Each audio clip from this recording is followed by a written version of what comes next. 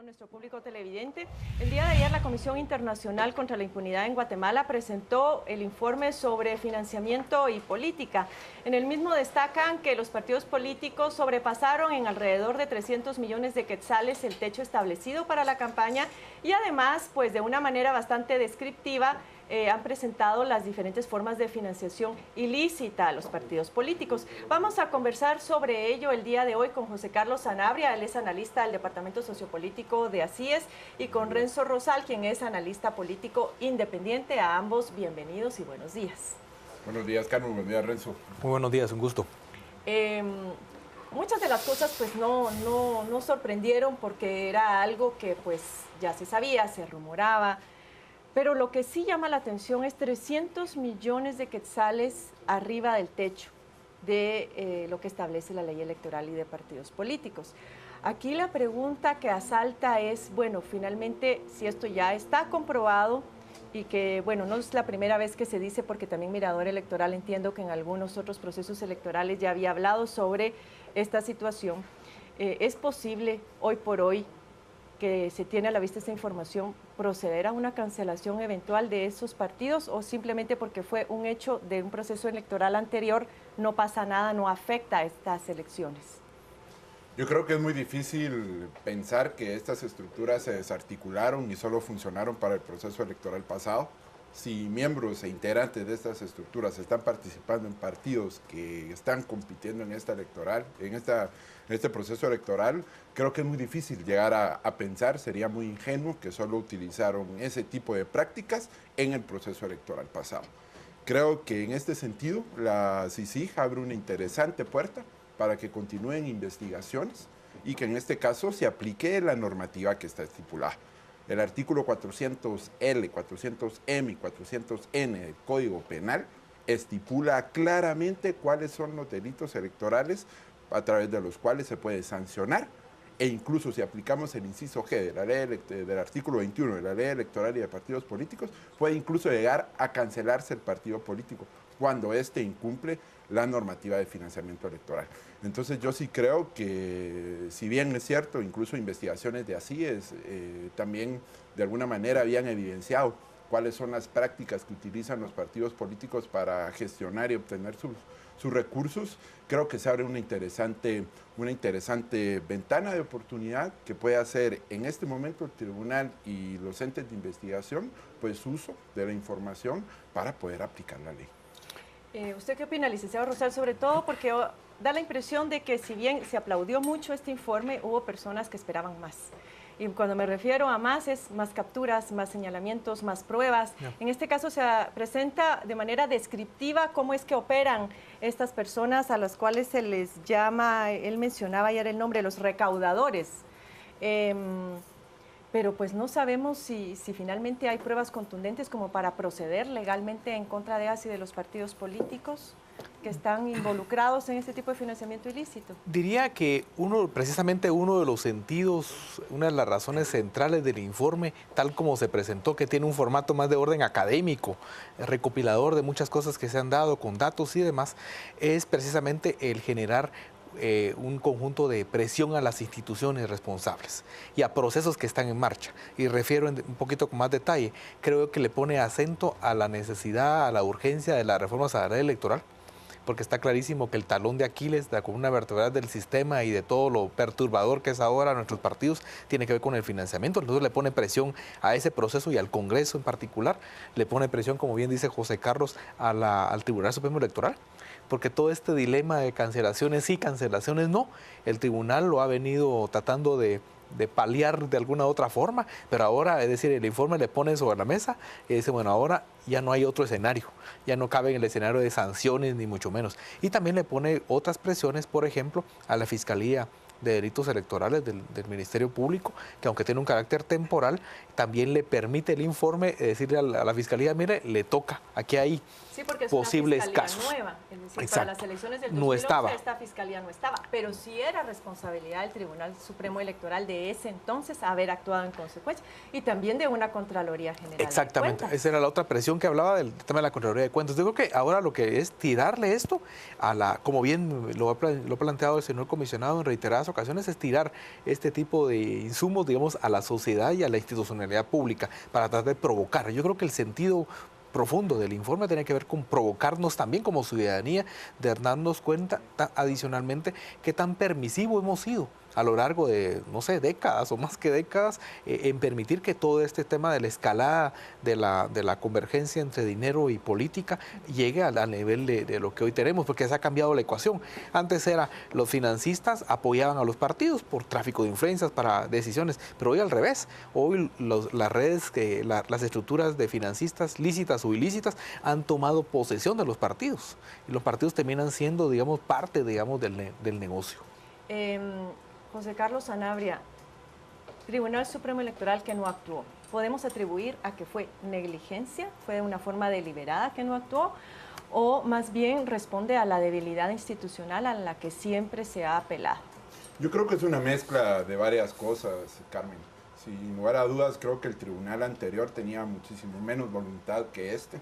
Este se ha mostrado una voluntad bastante enérgica para tener una mayor rigurosidad en la fiscalización de los recursos que utilizan los partidos. De hecho, ya le dedujo del techo fijado para los partidos ciertos montos recientemente a los partidos políticos por campaña anticipada. Es decir, el tribunal tiene un interés especial por fiscalizar, y recordemos indudablemente que la normativa también empezó en vigencia en el 2007, entonces tenemos realmente 2 procesos electorales donde evidentemente tenemos una institucionalidad bastante débil.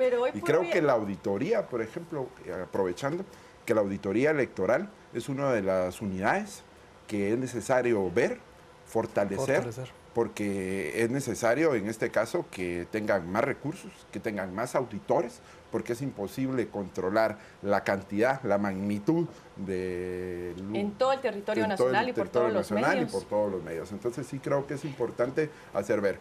Y por otro, creo que Renzo puso un tema importante.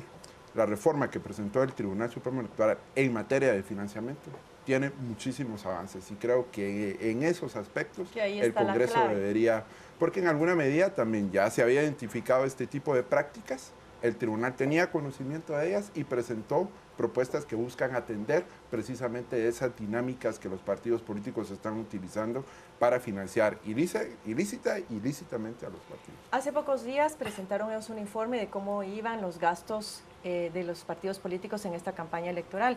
Y no dejó de sorprender a muchos que, por ejemplo, el partido político líder se sumaba alrededor de 34 millones. Porque se sabe que la campaña prácticamente la han empezado por lo menos con 1 año, sino 2 de antelación. Es decir, se le preguntaba a los magistrados en ese momento si estaban considerados los gastos de campaña anticipada. Ellos decían que sí. Pero ¿cómo es que entonces únicamente se suman 34 millones? Ahí estaría pasando algo de lo que mencionaba el comisionado el día de ayer, de que muchos de esos fondos no entran por la vía, digamos, oficial a las arcas del partido político, sino entran o en especie o a través de medios de comunicación o a través del propio candidato. Recordemos que hoy, como está planteado la ley electoral en estos capítulos de financiamiento, refieren e insisten en la presentación de informes desde la contabilidad de los partidos, digamos, y está claro que hoy los recursos entran en efectivo, en billetes, quetzales, dólares o lo que sea, al candidato directamente, no a la estructura del partido. Entonces, mucha de esta plata... Lo que el tribunal contabiliza es únicamente lo que los partidos le reportan y ellos confían en la buena fe de los partidos además políticos. En papeles, ¿verdad? Como tipo la auditoría forenses que hace la Contraloría de Cuentas. Entonces, evidentemente ese dato está muy por debajo de la realidad. Además, tomar en cuenta que de pronto las campañas de aire, digamos, es relativamente más simple entre comillas, de poder controlar, pero la de tierra, esa sí es absolutamente, no digo imposible, pero muy difícil de cuantificar, y esa sí no está para nada metido en los cuadros a los que haces referencia. Entonces, digamos que en resumen, ese dinero a eso da como resultado tener cifras que la realidad supera, digamos, los formalismos. Por ahí entonces el fortalecimiento institucional, pero también de los propios sistemas de monitoreo del tribunal. El tribunal hace un monitoreo de medios muy clásico de los años 60 y digamos hoy existen otras metodologías, software y demás que se tienen además al acceso en Guatemala, a las que podría también incorporarse el tribunal para poder hacer mediciones. Solo el tema de medios, solo el tema de medios y otras formas para poder cada vez más acercarse a los números reales de ejecución de los partidos. Vamos a irnos a conocer las opiniones de nuestros amigos en redes sociales. Annelies, cuéntanos qué se está opinando. Sí, Carmen, tenemos varios comentarios a través de nuestras redes sociales y agradecemos cada uno de ellos. Vamos a leer algunos de las preguntas y comentarios que tienen nuestros televidentes a través de nuestras redes sociales. Vamos a iniciar con este comentario de Elvira Gómez de Lotrán. Dice, esa práctica no se utilizaba, hasta que llegaron los cochinos al Congreso. Eso es lo que dice ella. Dice Boris Lemus, que la IB, CGC, MP, PGN, TSE o J sirvan para algo y cumplan con la ley. José Girón dice que hayan filósofos, no políticos. Ronnie XP, hay que endurecer las leyes para que no pasen su techo presupuestario. También César Díaz dice, Yamatei siendo financiado y apoyado por Barquín y realiza los buenos somos más, decían. Eliminar el transfugismo como primer paso. De esta manera los prácticos siempre tendrían a la misma gente y sería más fácil llevar un registro de sus actividades. Estuardo Aguilar, el pase, el techo presupuestario que quede fuera. Freddy Noel, lo apoyo en lo que usted diga, joven, dice Oscar R. Urizar. Solo personas individuales podrían contribuir hasta 1,000 que no cooperaciones. Juan Sakich dice un cambio radical en la ley electoral y José Girón contables, dice por ahí, cobrarles, impuestos si se pasan del techo electoral. Estos son algunos de los comentarios que tenemos a través de las redes sociales. Carmen, regreso contigo. Gracias, Annelies. Licenciado Sanabria, ¿algún comentario en particular sobre las opiniones en redes sociales? Sí, yo creo que es evidente que el descontento parte por estas prácticas bastante abusivas que tienen los partidos políticos y creo que en este sentido, en medio de esta crisis política donde la corrupción es una de las principales insatisfacciones que alimenta ese desencanto de la ciudadanía, pues parte de eso está principalmente radicado o el origen está en el financiamiento a los partidos políticos. No podemos pensar cambiar la situación de corrupción en el Estado si no cambiamos el modelo de financiamiento a los partidos políticos. Ahora, los partidos han tratado de marcar distancia de lo que sucedió el día de ayer. Uno de ellos fue el partido político UNE, a través de las declaraciones del diputado Taracena, diciendo pues que eso fue en un proceso anterior, un proceso electoral anterior, y que Gustavo Alejos pues ya no formaba parte de la agrupación política. ¿Es eso una justificación? Es decir, en su momento es difícil pensar que no sabían las formas y las estrategias que este señor utilizaba para financiar el partido político. Y ellos se beneficiaron en ese momento. ¿Es una justificación aceptable la que está tratando de dar Taracena ahora y el partido UNE a través del comunicado que circuló el día de ayer? No, evidentemente para nada. Es decir, aquí también el informe hay que referir que lo que plantean ayer son una suerte como de tipologías, de modelos que se han ido financiando. Pero está claro que esos modelos a lo largo del tiempo han ido mutando, han ido sufriendo transformaciones.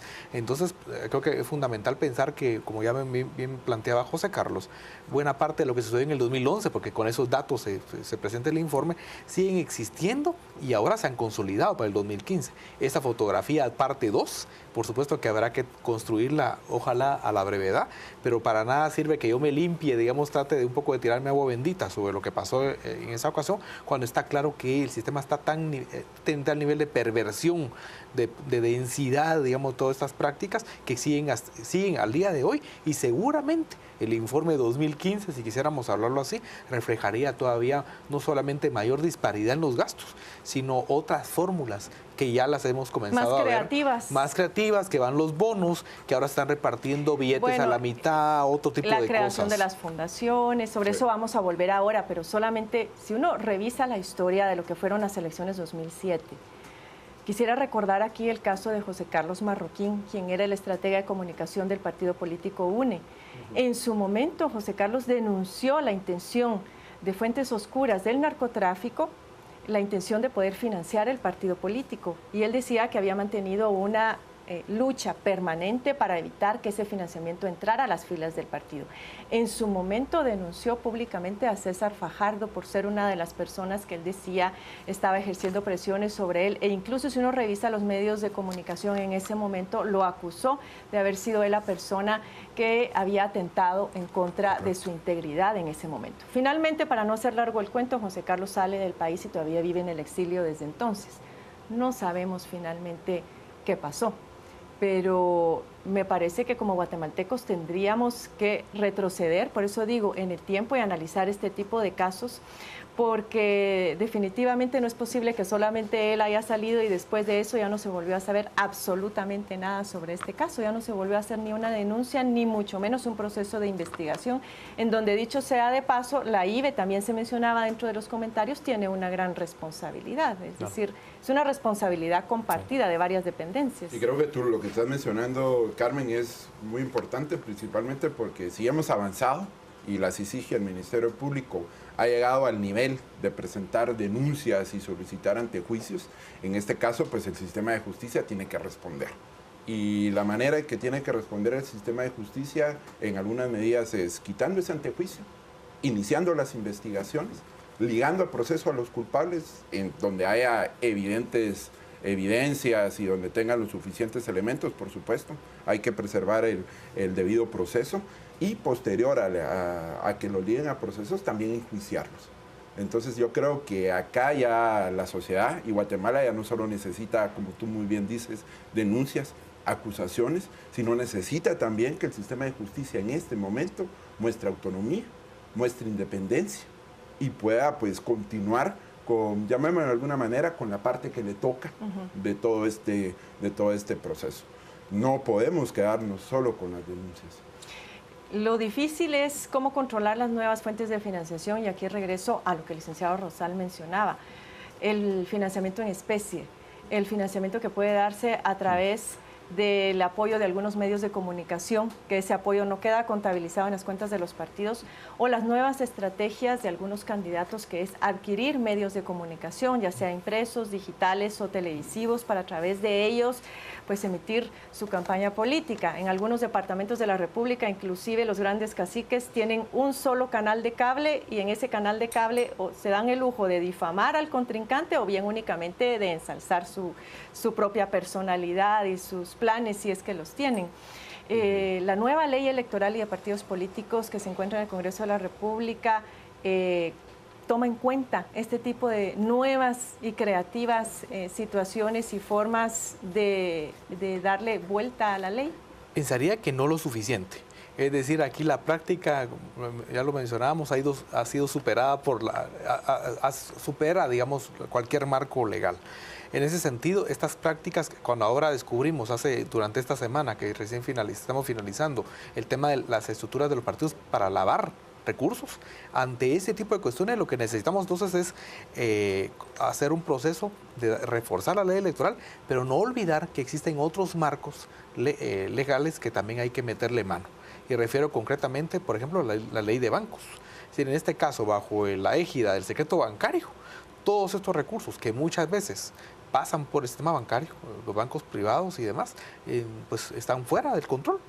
Entonces la IVE también tiene, la Superintendencia de Bancos, tiene limitaciones de orden jurídico para poderle meter el diente, y eso me parece que no puede seguir dándose así. Entonces yo creo que necesitamos entonces ajustar varias piezas.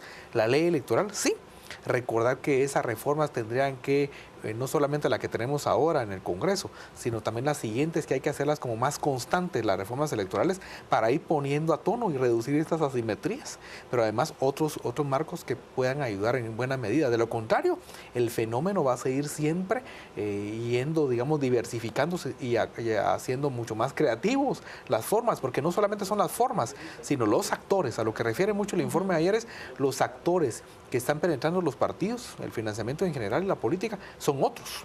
Y entonces se ha abierto el menú. Entonces el menú que antes era de 2 o 3 formas, ahora tiene N. Sí. Y han penetrado desde lo local, pasando por lo departamental, llegando a lo nacional. Antes les interesaba mucho el financiar campañas a los alcaldes municipales. Por supuesto que les sigue interesando, pero ahora les interesa también financiar campañas de diputados. Sí. ¿Y por qué no campañas presidenciales? Vamos a cerrar con usted, licenciado Sanabria. La ley electoral sí establece que sería el Tribunal Supremo Electoral el encargado de distribuir los tiempos y espacios en los medios de comunicación. ¿Podríamos nosotros prever que esa distribución de tiempos y espacios también incluiría a estos medios de comunicación vinculados a candidatos, ya sea a diputados o a la presidencia o posiblemente a la alcaldía? Indudablemente, si en este caso pues el Tribunal Supremo Electoral tiene el objetivo de promover mayor equidad en la competencia y en los espacios, tiene que ser así. Indudablemente también son actores de presión, son actores que tienen mucho poder, principalmente en el Congreso, y veremos qué tanta voluntad efectiva tienen estos actores de dejar que el sistema se continúe democratizando. Bueno, muchas gracias, licenciado Sanabria, licenciado Rosal, por habernos acompañado esta mañana, a nuestro público televidente en casa también por habernos acompañado. El día lunes vamos a tener otra interesante entrevista en donde vamos a analizar el impacto que ha tenido toda esta situación a nivel internacional, en el caso de Guatemala, cómo se ve, qué están pensando de nosotros, qué se dice y cómo nos afecta también a nivel de política y finanzas, así que no se lo pierda. Nos vamos a un pequeño corte y volvemos con más noticias acá en A las 7 AM.